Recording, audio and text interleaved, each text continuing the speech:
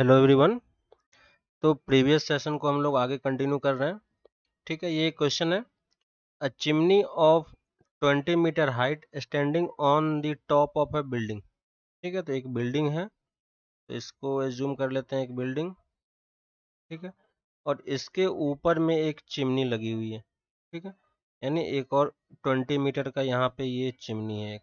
ठीक है, और ये बोल रहा है subtends an angle whose tangent is 1/6, यानी किसी एंगल का टेन की वैल्यू टेन थीटा या अल्फा कुछ भी मान लो, वो 1/6 दिया हुआ है, और वो कहाँ पे है, फुट से 70 मीटर के डिस्टेंस पे। तो ये 70 मीटर है, और यहाँ से जो ये चिमनी एंगल फॉर्म कर रहा है, ये वाला एंगल है ना, तो ये एंगल कितना है, इसको अगर मैं थीटा मान लेता हूँ, तो ये टेन थीटा की वैल्यू हमें कितनी दी हुई है, 1/6 हमें दी हुई है। ठीक है, तो हमसे पूछा इसने हाइट ऑफ द बिल्डिंग, तो ये हमारा बिल्डिंग है, इसको हाइट h मान लिया।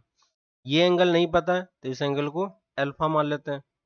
ठीक है, तो टेन अल्फा की वैल्यू कितनी हो गई, h/70, और ten of theta plus alpha की वैल्यू कितनी आ गई, h+20/70। ठीक है, बस यहाँ से हमें h की वैल्यू निकालनी है, तो इसको अगर हम ब्रेक कर देंगे तो ये क्या बन जाएगा, tan theta plus tan alpha upon 1 - tan theta tan alpha. ठीक है, टेन a प्लस बी का formula equal to h+20/70। Tan theta की वैल्यू हमें ऑलरेडी गिवन है, तो ये कितनी हो जाएगी, 1/6। टेन अल्फा हमने निकाल लिया है, h/70, 1 - h/6 × 70, और ये वैल्यू किसके इक्वल है, h+20/70। ठीक है, बस हमें इस इक्वेशन को सॉल्व करनी है, और यहाँ से आप वैल्यू कैलकुलेट कर सकते हो। ठीक है, तो इस वाले पार्ट को सॉल्व करेंगे, एलसीएम लोगे तो कितना आ जाएगा, 70 प्लस 6h डिवाइडेड बाई, नीचे से 6 × 70, 420 - h। ठीक है, अब इस इक्वेशन में क्या करना है, क्रॉस मल्टीप्लाई करना है। ठीक है, और क्रॉस मल्टीप्लाई करके आप वैल्यू कैलकुलेट कर सकते हो। ठीक है, यहाँ पे आप इसको सॉल्व करोगे तो देखो क्वाड्रेटिक फॉर्म होगा, है ना, तो हमें क्वाड्रेटिक सॉल्व करनी पड़ेगी। बस हमें इसी को सॉल्व करना है, तो यहाँ से आप ऑप्शन से भी वैल्यू पुट करके अब निकाल सकते हो, क्योंकि आपके पास इक्वेशन आ चुकी है। ठीक है, और आपके क्वाड्रेटिक सॉल्व नहीं करना चाह रहे हो, लेकिन क्वाड्रेटिक भी सॉल्व कर सकते हैं हम, कोई दिक्कत नहीं है। क्वाड्रेटिक सॉल्व करोगे तो h की वैल्यू कितनी आ जाती है, 50 आ जाती है। ठीक है, और ये चीज आप क्रॉस चेक भी कर सकते हो, कोई ज्यादा प्रॉब्लम नहीं होगी, क्योंकि चार वैल्यू ही है, तो यहाँ से आपका कैलकुलेशन काफी बच जाएगा, है ना। तो यहाँ से आंसर क्या आ जाता है, 50 हमारा एक आंसर मिल जाएगा। ठीक है, नेक्स्ट क्वेश्चन पे आते हैं। नेक्स्ट है हमारे पास the value of the integral, और हमें यहाँ पे इंटीग्रेशन दिया हुआ है -a to a e⁻x/1 + e⁻x dx। ठीक है, ये प्रॉपर्टी हमने पहले भी देखी थी।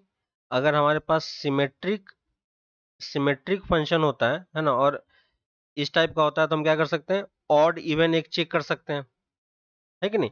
आप यहाँ पे क्या चेक कर सकते हो, ऑड इवन फंक्शन चेक कर सकते हो। और दूसरी चीज, नहीं तो हमारे पास ये वाली प्रॉपर्टी तो है ही। ठीक है, ये वाली प्रॉपर्टी आपको याद होगी, a to b वाली प्रॉपर्टी, है ना, तो हमने ये पहले भी बताई थी कि जब भी हमारे पास इंटीग्रेशन का क्वेश्चन होता है, डेफिनेट इंटीग्रेशन का, तो हमें सबसे पहले यही प्रॉपर्टी अप्लाई करनी होती है।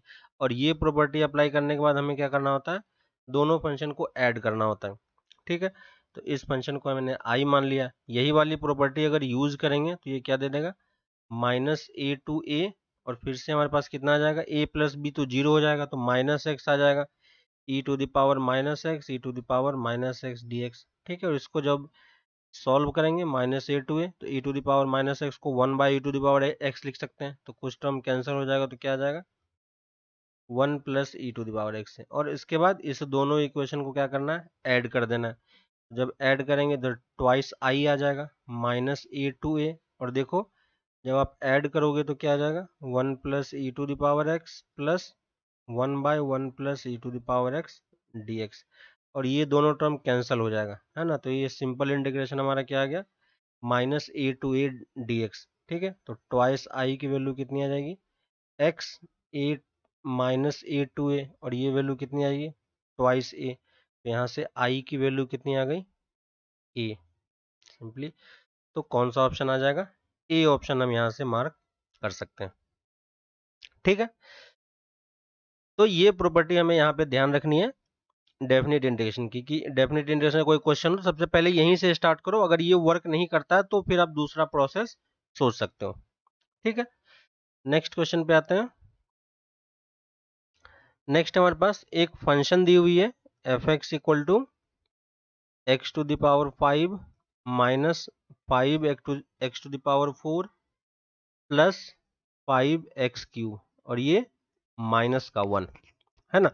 और अब हमसे पूछा है कि मैक्सिमम और मिनिमम की बात कर रहा है, तो मैक्सिमम मिनिमम की बात हो रही है तो हम क्या करेंगे, डेरिवेटिव कैलकुलेट करेंगे। तो एफ डैश एक्स क्या हो जाएगा, 5x⁴ minus 20x³ plus 5 × 3 15x²।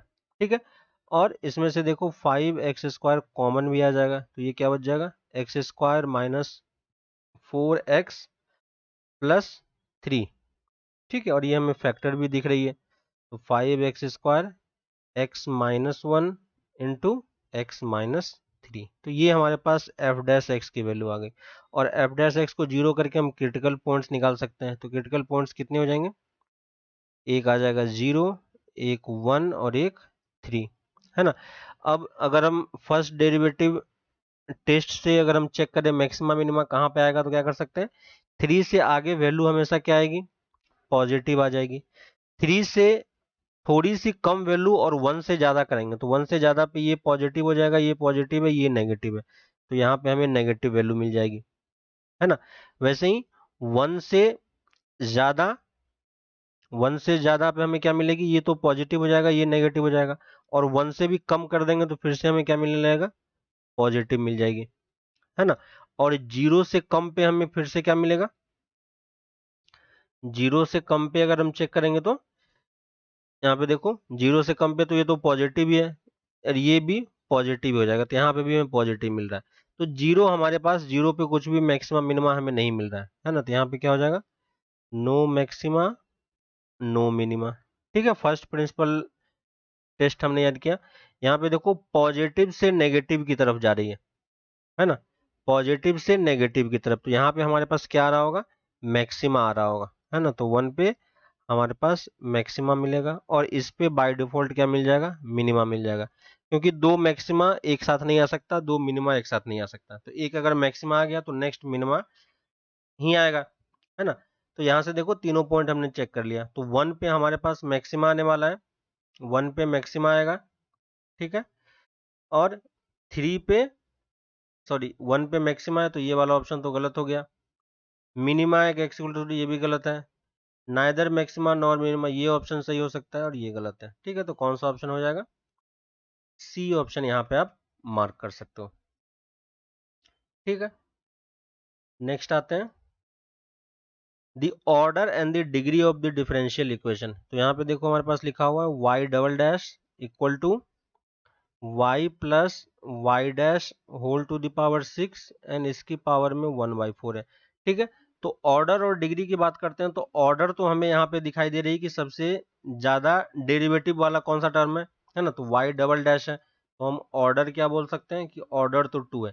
Degree की बात करेंगे तो डिग्री के लिए हमारे पास ये पहले पॉलिनोमियल का फॉर्मेट होना चाहिए, तो ये पॉलिनोमियल का फॉर्मेट नहीं है ना, तो हमें इसको दोनों तरफ होल टू द पावर 4 करना पड़ेगा ताकि ये पॉलिनोमियल में कन्वर्ट हो जाए।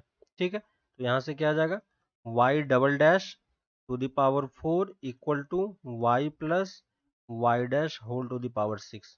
ठीक है, ये हमारे पास आ गया।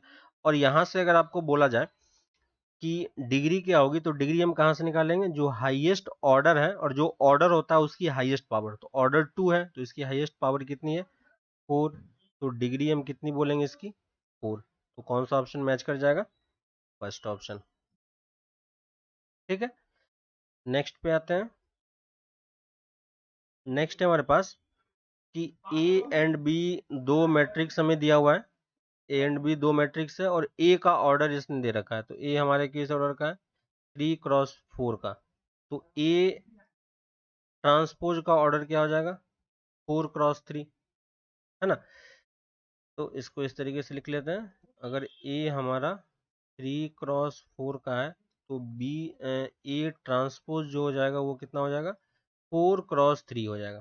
ठीक है, अब इसने बोलिए कि A transpose B and B into A transpose defined है। ठीक है, डिफाइंड है मतलब कि ए ट्रांसपोज बी अगर डिफाइंड, इसका मतलब ये मैट्रिक्स मल्टीप्लिकेशन पॉसिबल है। ए ट्रांसपोज का ऑर्डर क्या है 4x3, बी का हमें नहीं पता तो बी हम एज्यूम कर लेते हैं n×m का है। ठीक है, तो ये n×m का ऑर्डर का हो गया। अगर ये दोनों मैट्रिक्स मल्टीप्लिकेशन पॉसिबल है तो ये दोनों क्या होना चाहिए, इक्वल होना चाहिए। तो n की वैल्यू हम कितनी बता पाएंगे 3। वैसे ही इसने बोली है कि b और a ट्रांसपोज जो है वो डिफाइंड है, तो b तो हम ऑलरेडी निकाल चुके हैं n×m का एज्यूम कर रखा है।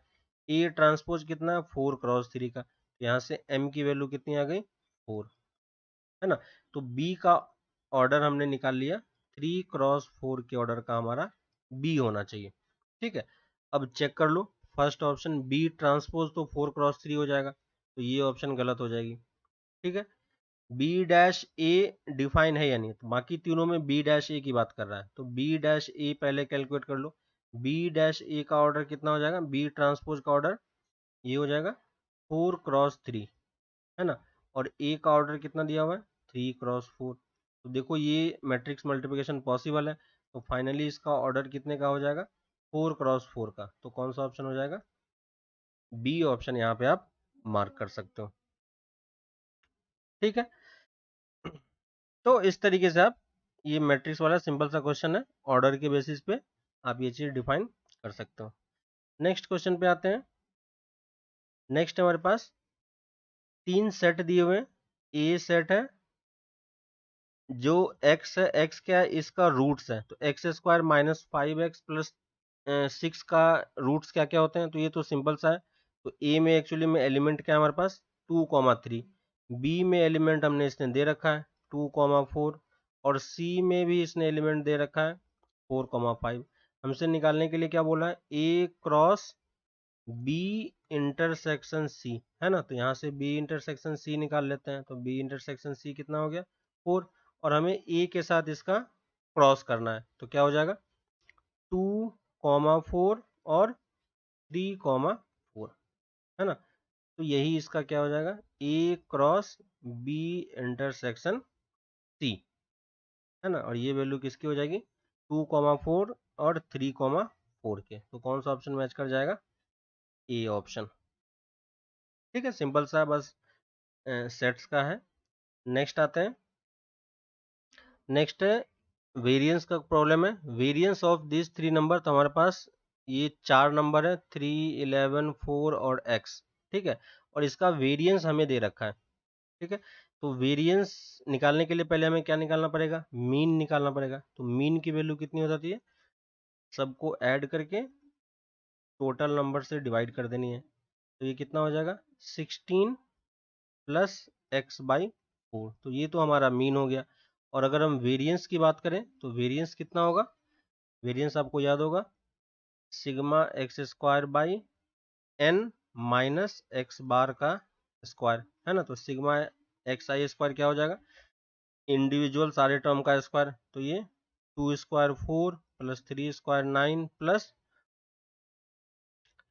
11² 121 plus x² divided by total number कितने 4 माइनस मीन कितना है x प्लस 16/4 का होल स्क्वायर, और ये किसके इक्वल है 49/4 के इक्वल है ना।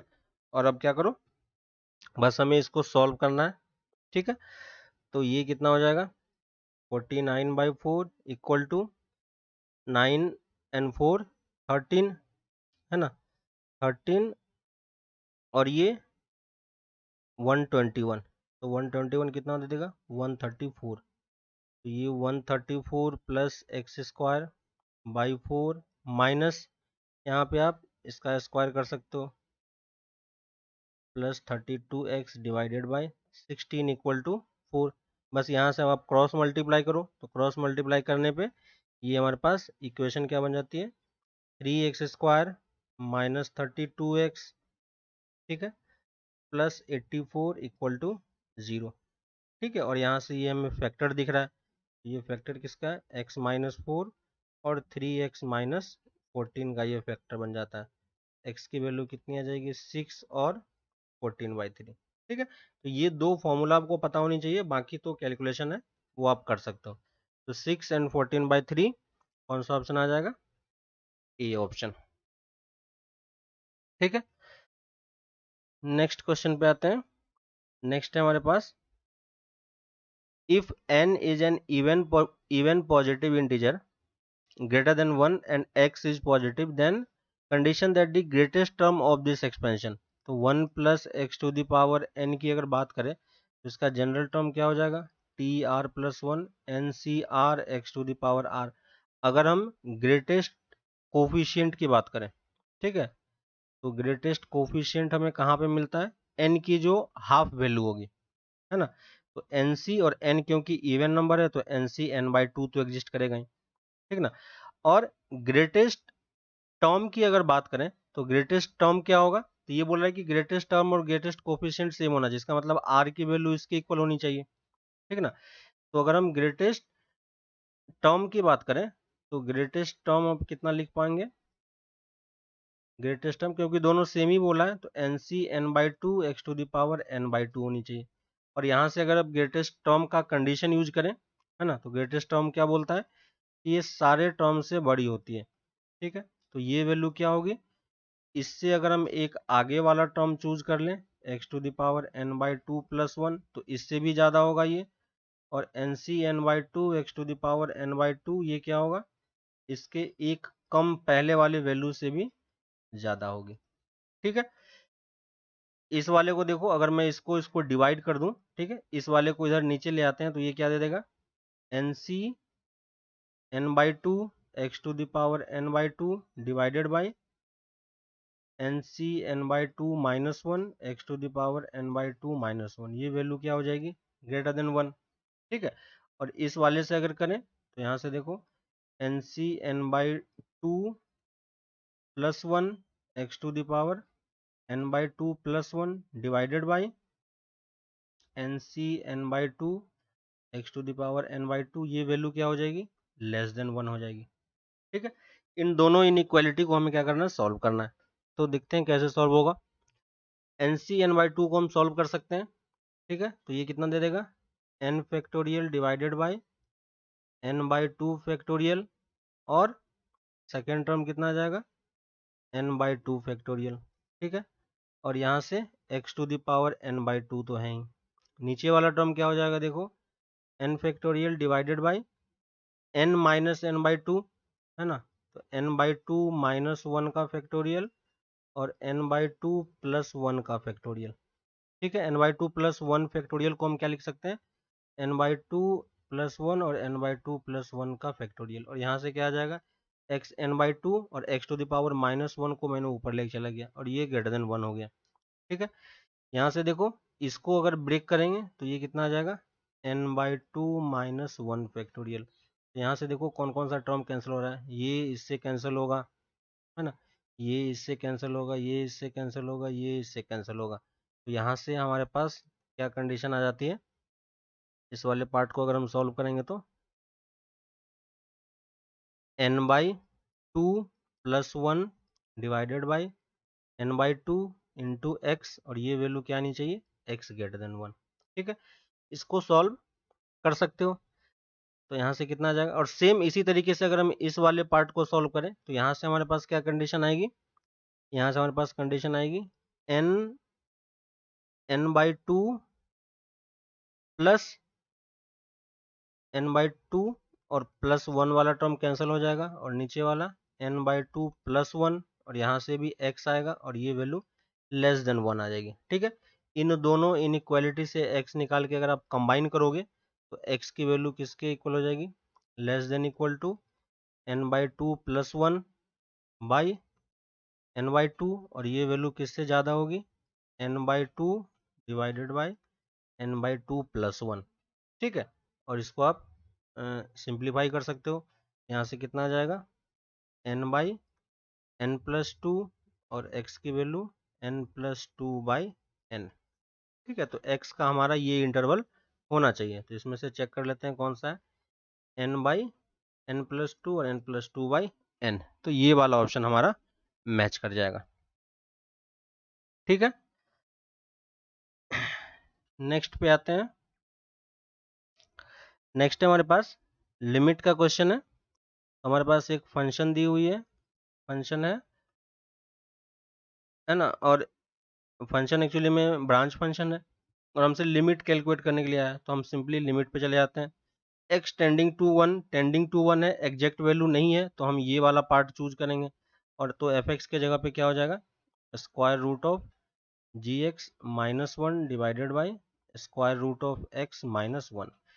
x टेंडिंग टू वन पे वैल्यू हमें दे रखी है, g ऑफ 1 की वैल्यू 1 है, तो ये कौन सा फॉर्मेट बन गया, 0/0 फॉर्म, है ना। और क्योंकि 0/0 फॉर्म है और g डैश की वैल्यू हमें दे रखी है, तो हमें डेरिवेटिव के बारे में सोचना चाहिए, यानी हम LH रूल यूज कर सकते हैं। ठीक ना, तो यहाँ पे हम क्या यूज कर रहे हैं, LH रूल।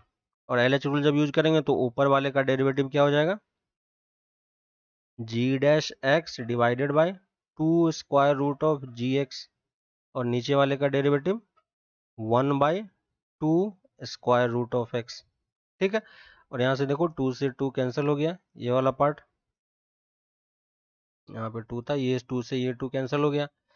और यहाँ से जब सॉल्व करेंगे तो ये कितना दे देगा, अब लिमिट एक्सटेंडिंग टू 1 पुट कर सकते हैं क्योंकि 0/0 फॉर्मेट हट चुका है। तो ये कितना हो जाएगा, g-1 divided by square root of g of 1, और ये √1 ऊपर चला जाएगा, है ना। तो ये फाइनली कितना आ जाएगा, g-1, और g-1 की वैल्यू हमें 2 दे रखी है, तो कौन सा ऑप्शन हो जाएगा, सी ऑप्शन हम यहाँ पे मार्क कर सकते हैं। ठीक है, तो ऐसे अब क्वेश्चन ये इजी सा सॉल्व हो जाएगा। नेक्स्ट पे आते हैं। नेक्स्ट हमारे पास let two numbers have the arithmetic mean. Let's assume करते हैं कि दो नंबर हमारे पास a एंड b है, और इसका अर्थमेटिक मीन क्या होगा, a plus b by 2 equal to 9। तो a प्लस बी की वैल्यू कितनी हो गई, 18। ठीक है, तो ये हमारे पास फर्स्ट कंडीशन आ गई। दूसरी बोल रही है ज्योमेट्रिक मीन आर 4। तो ज्योमेट्रिक मीन क्या होता है, ए बी का स्क्वायर रूट इक्वल टू 4। तो ए बी की वैल्यू कितनी आ गई, 16। तो ये हमारे पास दूसरी कंडीशन आ गई। फिर बोल रहा है these numbers are the root of a quadratic, यानी ये जो नंबर्स हैं ये रूट्स हैं किसी क्वाड्रेटिक इक्वेशन के। तो अगर हमें दो रूट्स पता है तो क्वाड्रेटिक इक्वेशन हम बना सकते हैं।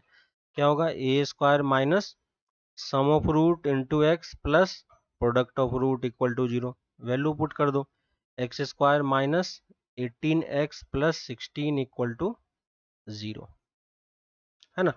तो यहाँ से हमारे पास क्या आ जाएगा, कौन सा ऑप्शन मैच कर जाएगा, -18 प्लस 16 वाला बी ऑप्शन, है ना। तो ये क्वेश्चन भी क्वाड्रेटिक का सिंपल सा क्वेश्चन है, ये आप सॉल्व हो जाएगा आराम से। ठीक है, तो यहाँ तक अभी रखते हैं। ठीक है, फिर इससे आगे हम लोग आगे की क्लास में कंटिन्यू करेंगे। तब तक आप क्वेश्चंस वगैरह अटेम्प्ट करते रहो। ठीक है, और कुछ भी डाउट्स आता है तो वो आप पूछ सकते हो, फिर हम लोग इसको यहीं से हम लोग आगे कंटिन्यू करेंगे। ठीक है, तो मिलते हैं फिर आगे क्लास में। चलो, बाय।